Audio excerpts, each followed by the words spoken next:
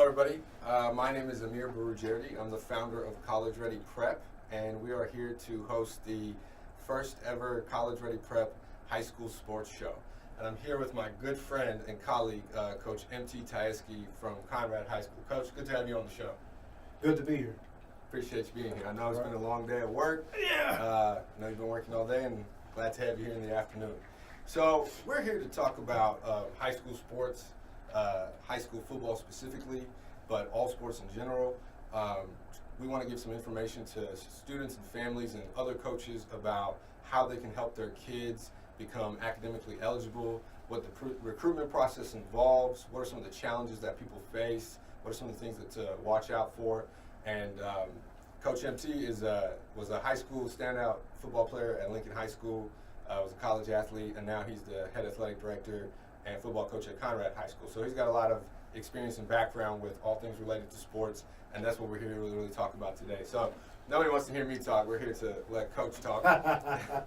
And so we're just going to start. Coach, can you just tell us a little bit about yourself, about your background? Where did you grow up? What kind of things did you do when you were a kid? Things like that. Well, I'm born and raised here in Dallas. Okay. Went to Dallas ISD schools, Erasmus Seguin Elementary, John Island Elementary, O.W. Holmes, Okay. to Lincoln High School. I'm a Lincoln High School graduate. During my time in athletics, I was a five-sport letterman. Okay. Football, basketball, baseball, track, and golf. Just athlete all around. But, Okay. You got five sports varsity. Well, I mean, he's you the know, humble one. You know, back then, man, we at Lincoln anyway, we played sports, man, to stay in shape, to stay out of trouble, Okay. because there was trouble surrounding us every day, and I know I could have wavered anyway, gangs was, in my environment, drugs, alcohol, things of that nature. So I used sports as my outlet. From Lincoln, I was fortunate enough to get an athletic scholarship to Louisiana Tech University. Had an opportunity to play quarterback for those guys. My career didn't go as I wanted, though. I suffered numerous of ACL injuries during my time in playing athletics. But one thing I got out of it, was my education. Absolutely. And that's something that no one can take away from me. Absolutely. Now, Coach is being a little humble, and he's not telling you the truth about the fact that when he was in high school, he was highly, highly recruited. He was getting, how many letters were you getting, Coach? Well, with the recruiting process, going into my senior year, I had about 35 scholarship offers. 35 scholarship and, offers. I tore my ACL in a scrimmage my senior season, and it went from 35 to 4. 35 to 4, folks. Louisiana Tech, Mississippi State, California, North Texas. And so during that process, I was, my mindset was football or bust. College, I'm like, I guess I got to go because I want to play football. Right. That was my mindset at 17, 18 years old. I wanted to go to the NFL like, all the other kids, today. But, my thing with that was no one was, I guess, giving me direction on what to do. So all I knew was I need to play ball. Right. And if I got to go to school to play ball, that's what I'm going to do. Right.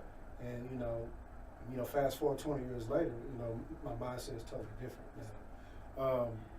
But in my, recruiting process, I lost a lot of offers because of the ACL injury.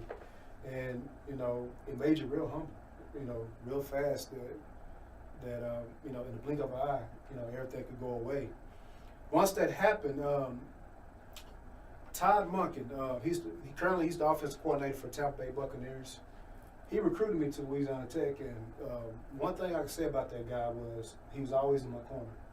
And to this day, me as a coach, I try to model myself after guys like that because he did a lot for me in my recruiting process. So that was, one of the reasons why I chose Louisiana Tech over the other three. But, I get down there and continue to have knee surgeries, but I got an education out of it. And, I'm fortunate to be where I'm at today. And what did you major in college, Coach? Criminal justice administration. Criminal justice administration. I knew, my mentors growing up was coaches and cops. Right. So, Community people. Yeah, community guys that come out and they spent their time with us and did the small things. Was like second fathers to me. My father was in and out of my life, so guys like that was people that I looked up to. So I knew I wanted to go in the criminal justice field, FBI, U.S. Marshal, right, or coach. Those really was my two options, and so I got the degree in criminal justice administration, but for some reason God continue to lead me to be a coach. I understand. And, God always has a different plan for us. While we're busy planning one thing, he's got other things in mind. So just to kind of recap, you were there you go. Perfect. There you go. So just to recap, so Coach is from Dallas, highly recruited in high school, suffered an injury his senior year, and he was still recruited as a senior, but the number of offers kind of declined because of the injury. But still went to college, got his education, and now is an athletic director in the Dallas ISD High School, Conrad High School, which is a very good school. Tell us a little bit about your college football career. What were some of the challenges? Coach, going from being a high school kid or a high school athlete to a college athlete? Time management. That was a huge thing. Like, everything was on the clock, was on the schedule. Weights was 6 a.m. I wasn't used to getting up at 6 in the morning to go lift weights. Right. Then after that, you'll have an 8 o'clock class. Go to class. After that, try to get a quick bite to eat. Had a 10 o'clock, 10 or 12. After that, try to get another, quick bite to eat. Then you had position meetings at 2 o'clock. And then after, position meetings, you go from there, you go, get ready to get on the field for practice. Practice at 3:30 by 5:30. Then after that, we watch film again of the practice. Right. And so you look up, it's 8 o'clock, and you still ain't doing no homework. And you still got mandatory 12 hours of study hall. Back then, when I was at Louisiana Tech, that first year until you get your GPA high enough to get out. And for me, it was a challenge. It was a struggle and a challenge to kind of balance your education with football, with the social life. Right. That was kind of difficult at the beginning, and a lot of freshmen go through that. Right. During their once they get to the college level, but I had to catch on fast. Right. Because I knew I didn't want to go back home, Right. and I knew that I needed to do, whatever it took for me to stay. So, Right. That's what I did. That's the big challenge. And then secondly, me playing quarterback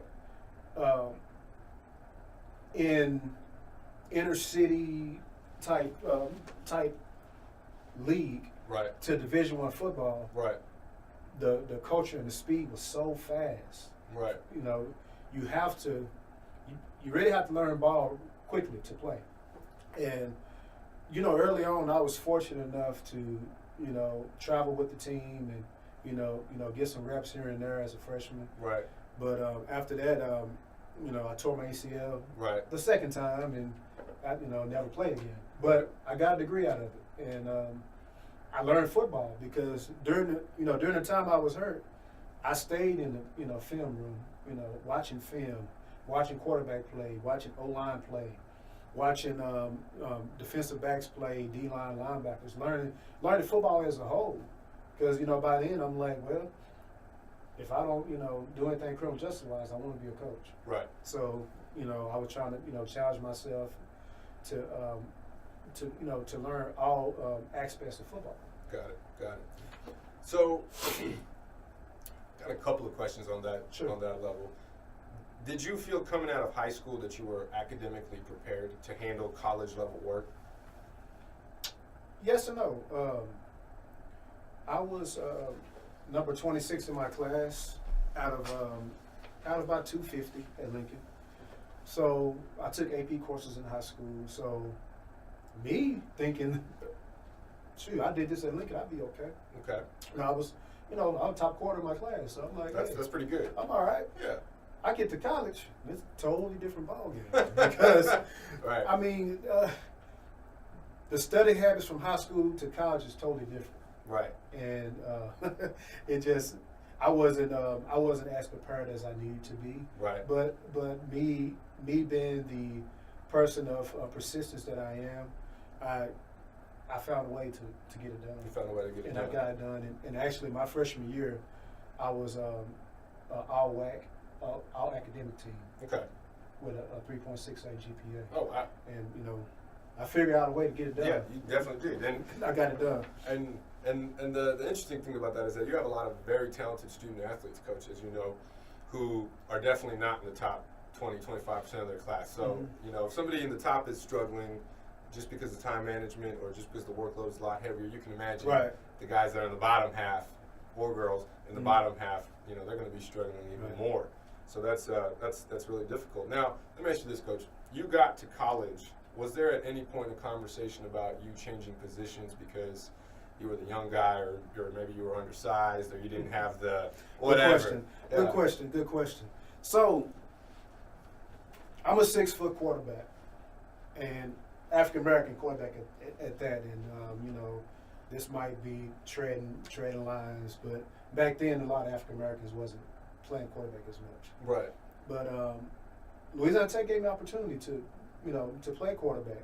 I had options to play running back and play safety as well, because my body was a prototype safety. Right. At the NFL level. Right. I wanted an opportunity to play quarterback, and they gave me that, and that's what I did.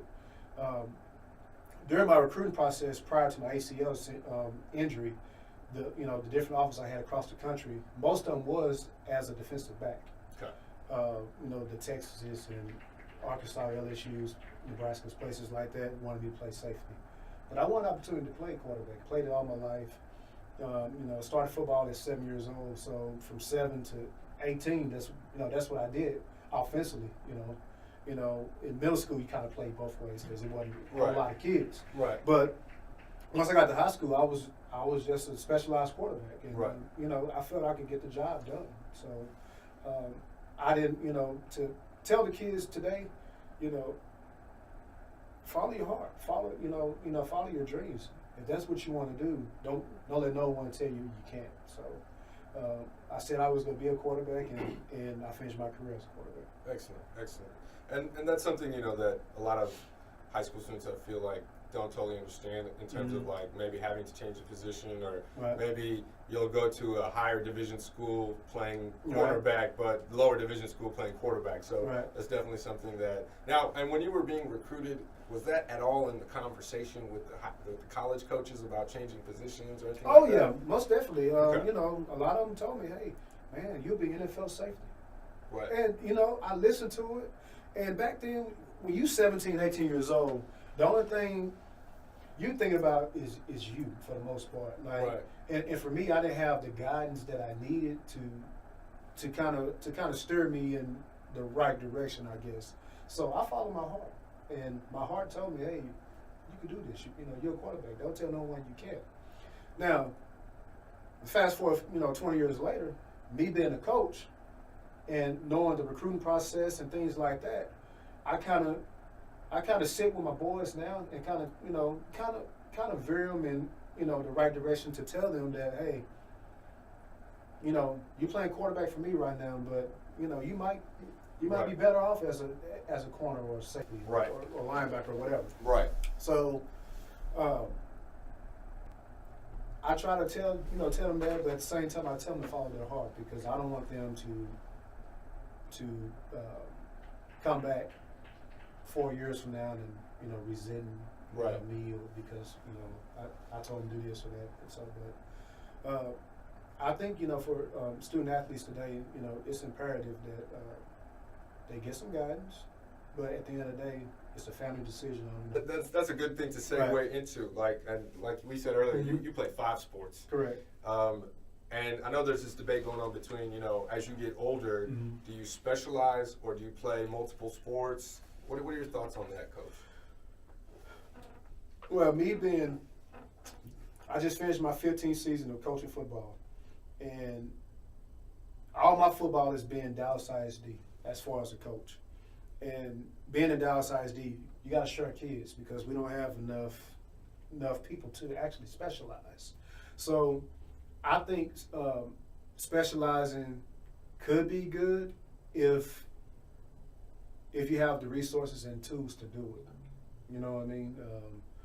And that's as a team, or that's as an individual? Individual. Okay. I would say individual because, team as well, but more so as individual because most of the population that specializes are really suburbia type of kids. Right. Where they have the funding Right. to get the personal trainers and play the AAU basketball, spring, summer, things like that Right.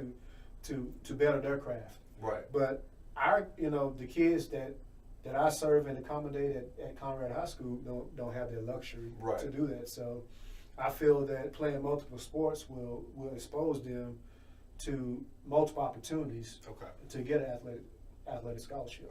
Okay. So if you do have the resources to specialize, maybe that's a good thing. But if you don't have those resources, then playing multiple sports is not a bad option. Correct. Okay. Excellent. Now I know you have a baby girl, Mm-hmm. and she's what, 5, 6 years old now? She's 7. She's 7. She's now. 7. And she's a soccer player, right? Yeah, she plays soccer. So, is it ever too early to begin preparing your student for college? Well, not even college sports, but just sports, recruitment, academics. When would you begin preparing for the recruitment process, and how would you do it? Recruitment. Okay. I'll start right in 9th grade. Once you hit that field, you're being evaluated.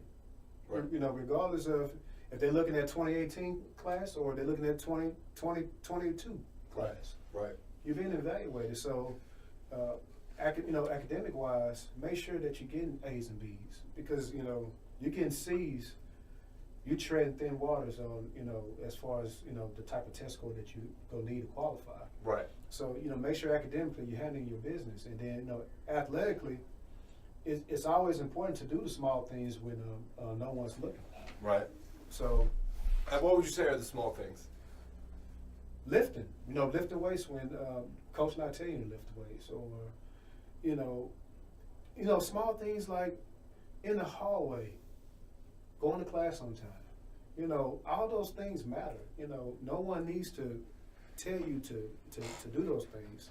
Sitting in the front row, in the class.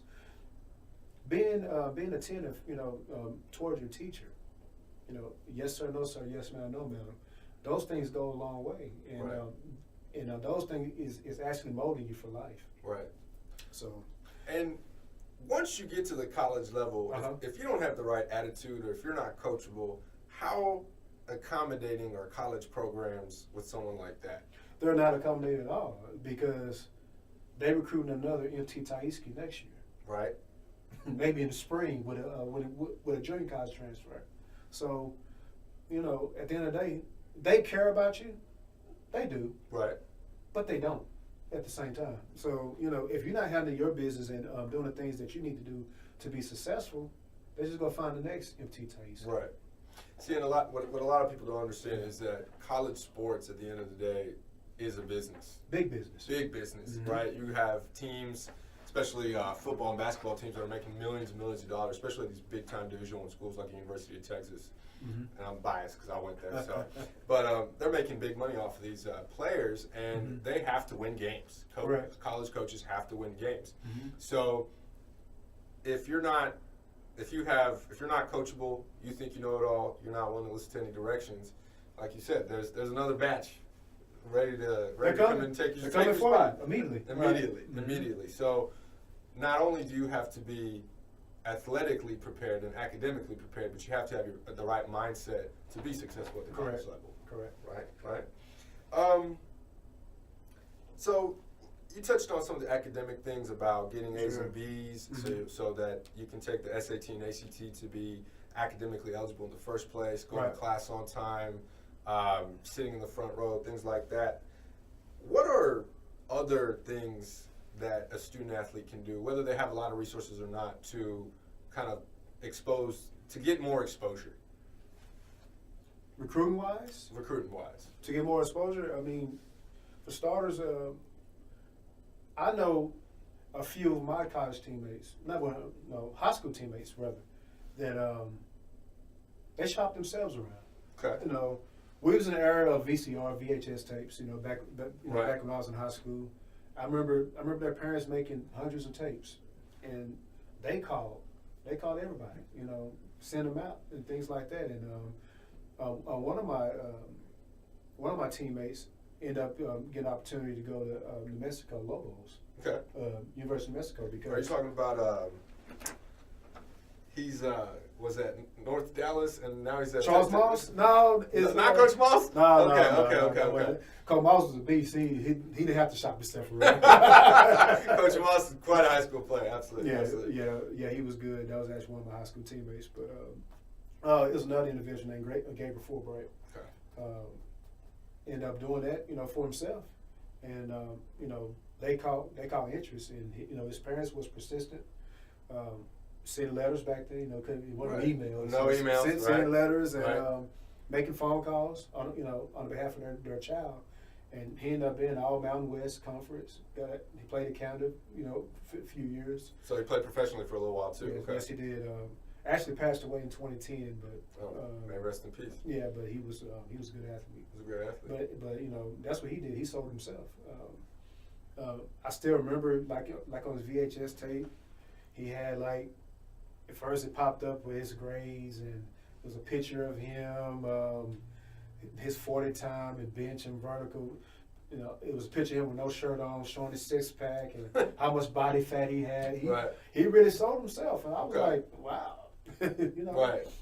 No, that was pretty good. And but also one thing was myself and Charles Moss and a guy named Wendell Crow and Tashawn Brown, Dwayne Gray. We had a lot of talent at Lincoln during that time. Absolutely. And Still do. yeah, they still do. They still do. And colleges was coming anyway. Right. So to really look at us, and in the process, some of the guys that wasn't being seen as much, got opportunity to be seen as well. So, getting in a good situation, kind of what kind of help you get recruited as well.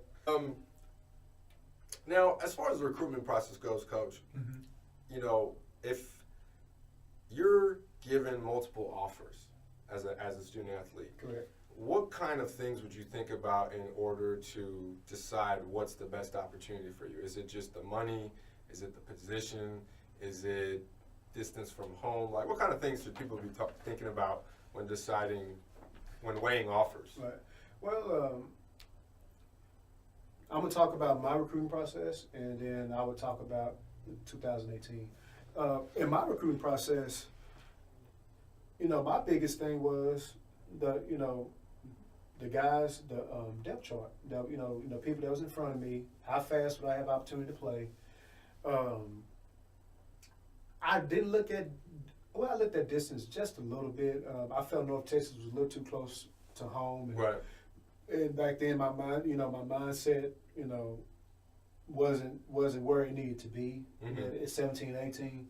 So, having access to get home that fast, I don't think, would have been in my favor. Mm-hmm. So, but one of the things was, depth chart. Did they have my major? Now I was a CJ major, so that's really a dime a dozen. A lot of universities do offer criminal justice. Right. So I looked at that, and then I looked at, one unique thing about Louisiana Tech is that a lot of colleges don't offer is they have the quarter system. Okay. Instead of true semesters, they had 3 Right. quarters. Okay. So you can actually graduate a little faster Okay. because you could take multiple hours. Right. So that was something that was kind of unique in my recruiting process. Like, wow, I can get out of here a little earlier. So 2018, student athletes now, it's a lot of things to look at because, the next Chad Polk is coming right behind them. Or Right. Carl Right. Harris, Right. those former guys we coached over the years. But So, it's imperative to, to know that what type of, look at the coach's contract, because I don't care what no one says. Kids want to play for that coach. They don't want to play for that university. Okay. People say, no, it's about the university. No, coach such and such recruited you. Right. So you feel comfortable with that person. So you want to know about their how long how long their contract for. Right. Are they on the hot seat? Things like that, because that's really important, because I feel that young men or young women develop relationships with their coach. Right. Like, prime example, like I told you about Todd Monken. Right. I talk to him to this day. It may be 3 or 4 times a year, but I would try to reach out to him because he gave me an opportunity. Right. And I like to build lifelong relationships, and you'll think most people would like to Right. do that. So Right. I think the length of a coach contract is very, very important. Depth chart still. Depth charts. Okay. Yeah, that's still important. Your major, that's important. If you go to a double A, Okay. a lot of times they might offer 60%, might offer 33% scholarships. Right. See how much it actually costs a year, and if if your Pell Grant not gonna cover how much, how much student loans am I to take out to play for this university? Right. I think that's important as well. Right. Because Right. Because everybody don't go Division I. Right. So For the people that are watching this, we apologize. The light for some reason keeps going out. I think it's on a timer or something. I don't know. So just to recap, the students today, they need to think about how long the coaches that are recruiting are actually going to stay there. right. Still look at depth chart. Figure out what the financial aid packages are. If you're not getting the full offer, do other parts of financial aid help cover the cost of going to school? So those are some of the things to think about. Now let me ask you this, Coach. We've all seen the headlines and the movies and some of the wild things that are going on in college sports, as far as recruiting some of the best and some of the best players. As a parent now, what would you watch out for as far as the recruitment process, in terms of if a school comes and offers you the world, should that be a red flag? Or what are red flags that maybe parents should kind of think about, players should think about, in terms of figuring out, like, maybe, is this the best program for me? Is this program ethical? Do the coaches really care about their kids? What kind of red flags are there, if any? I think overall, every university has its flaws. I mean, you're going to find them when you get there. I think, we've seen like the Baylor scandal, here recently. Right. Colleges and universities, across the country, have situations that occur. Right. With all these rapes and things like that. That's so unfortunate, and that puts a black eye on that particular university. So as a parent, I think one thing you have to look out for, research the crime rate on that campus. Wow, research the crime rate. Yeah, Okay. Research. I mean, it's public knowledge. Right. You can see how many assaults or rapes or robberies, that actually occurs on that campus. I think that's important. To make sure that your baby's safe. Right. I think coaches, everybody gonna say, "I care about your child." Everybody's gonna say, "I care about Everybody your child." gonna say that, Right. Because 95% of them is actually telling the truth. Okay, that's true. 98% of them, That's true. saying That's that true. they care about your child. You got a few, loose cannons, but Right. but for the most part, they all will care about your child. So you can't really take that. In my opinion, you can't take that into consideration, because they all go, want to. Everybody's gonna basically say something like that. Okay. Yeah. So I look at the crime rate. I look at when you're on your trip. This is the campus visit, by the way. Campus visits. Well, don't talk to your host about some questions that you have. talk to the random Joe that's not your host. Okay. Get their perception of the football team and Right. and the community, or the baseball, basketball, whatever, whatever sport it is. Get their perspective of what's going on. Right. Because the team ambassador or the university ambassador, who's another student usually, right? They're only going to say positive things. They're only going to spin the good side. Correct. So if you reach out to other folks, that are kind of because I mean, because on your visit, you're gonna have ample amount of opportunities to talk to someone else that's not really associated with your trip. Right. So I think that's real imperative that you do that.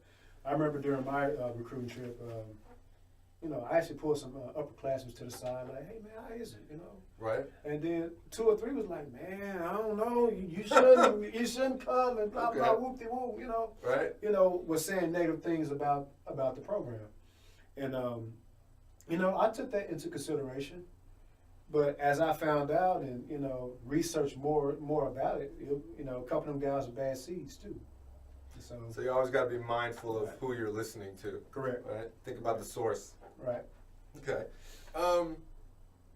Now, in the recruitment process, there's a lot of, I call them community people that are doing a variety of things, whether to help or to hinder. Street agents. Street agents. There we go. Street agents. I think we need to trademark that term, Coach. What do we?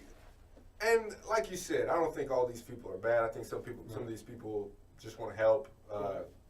Help the next generation, give back. Yeah. What, for the parents and the students that are watching this at home, what should they be thinking about when dealing with street agents, as we call them now? Well, I mean, you have your good apples, you have your bad apples within that population of street agents.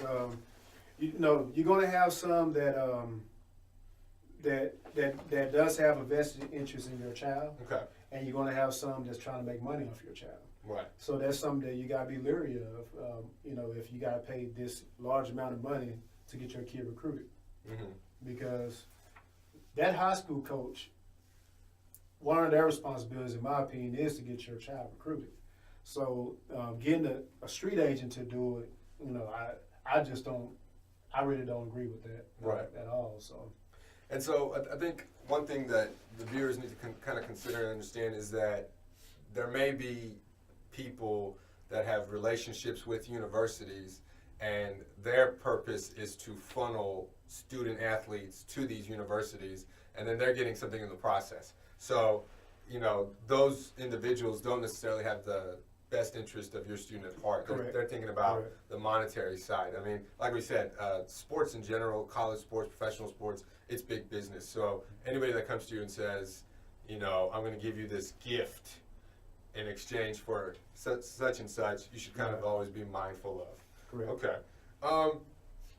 Now, how about this, Coach? Let me ask you this, because this is one of the big things that we do at College Ready Prep, because, one of the things I always tell my students is, even if you're LeBron James good, right? LeBron James, arguably the greatest basketball player of all time, or we can argue about that all day, but clearly the greatest of his generation. Mm-hmm. Even LeBron can't play forever. At some point, he's going to retire, and he's going to have to go do something else. Now, somebody like LeBron has millions and millions of dollars by the time he retires, so he's got a lot more options than the average college athlete that just finished up and didn't go to the pros. So what would you tell a 17, 18-year-old high school kid who thinks he or she is the next LeBron? Mm-hmm. What would you tell them about, and I don't want to say being realistic, because that kills people's dreams, but it is being realistic. Right. Because less than, 2% of college athletes become pros. Correct. So these are college athletes. Everybody can play in college. So what would you tell that high school kid about thinking about their future, thinking about life beyond sports? For me, and the way I try to cultivate relationships at Conrad, I can speak for Conrad. Kids are visual learners. Right. So one thing that I do is I show them where I was and where I'm at now, which is not a step down, Right. At all, but I was thinking I'm the next Joe Montana. Right. And it didn't happen that way. I show them all my letters. Look, I had all this. Right. and then I pull my legs up. Right. I know, I mean, with my pants up and show them the So ACL scars. the knee surgeries, right. So, and then I show them my degrees. Like, this is what it's about. This is more important than the league. NFL, not for long. Right. NFL stands for not for long. Not for right? long. I mean, so you got to get educated, financially, how to maintain money and keep money and things like that. Right. So you have to get educated. So, I mean, that's one of the biggest things. I try to show them, show them, Google, different guys and, where they are now and where they were. Because if you show it to them, it will make more sense to them, I guess. Right. It becomes more relatable. relatable. Especially this age, Right. Right. And another thing to even consider is even a lot of the men and women that do make it to the pros, making multi-million-dollar contracts, a lot of these folks, I would say especially in the world of football, basketball, baseball, the big sports, the big money sports, because they don't have the education or the right background or don't know how to manage their own money properly, even though they made millions of dollars, 1 or 2 years out of the league or the NBA, they're bankrupt. They're broke. They're broke. And how can you be broke when you've made tens of millions of dollars? So that's one thing to think about in terms of understanding money, understanding just how important it is who you surround yourself with. Because think about it. You're 22 years old. You just got a multi-million-dollar contract. Suddenly everybody wants to be your friend. Correct. Right? So how do you go about differentiating who's a real friend and who's just a fair weather friend? That's a good question. I mean, that's really hard to answer because, you're going to have people just come out the woodwork. Hey, right. And what's 10 up, man? years, what's up, man? Yeah, what's up, man? Right. But, I think that overall, everyone has an inner circle. Right. And of people that been there for them. So I really think that you should revert back to those guys, right? Those girls that been there for you since day one, because those vultures coming. Those vultures are coming. They're coming and they try to make you broke quick. They're trying to make you broke quick, right? Don't buy anybody a house. Right. Don't pay for anybody's college. Don't buy anybody a car, except close family and friends. Even them, the inner circle. Don't invest in any crazy business ideas. Right. Don't do anything like that. So, Coach, I really appreciate your time. I feel like you've given a lot of very valuable information.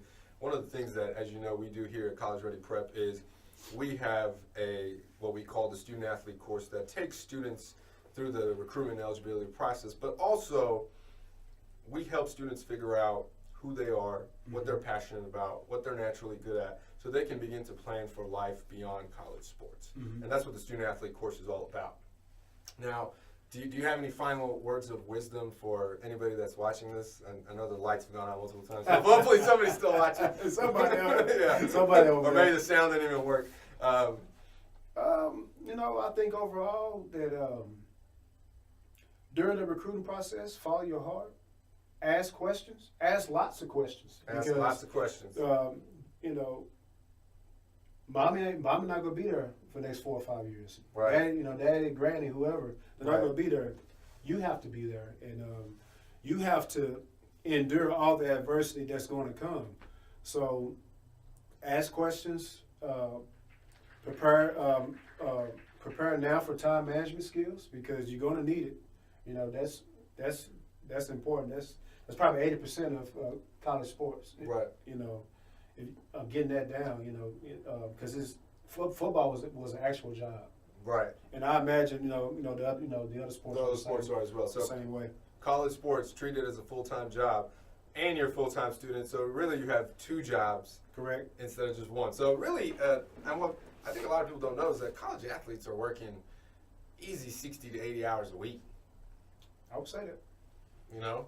And it's time and a half job. It's a time and a half job, at least. And some sports might be even worse with Right. all the traveling, Right. the number of games that they're playing. Well, folks, we appreciate you tuning in. We're sorry for the interruptions of the lights and whatever, but thank you for tuning into College Ready Prep, the high school sports show. We'll be having other guests like Coach Tyeskie coming in talking about their experiences and tips that they have for the recruitment process. We don't just focus on high school football, we focus on all UIL and NCAA eligible sports. So you have a good evening, and we will touch base with you next week. Thank you. Have a good one, world.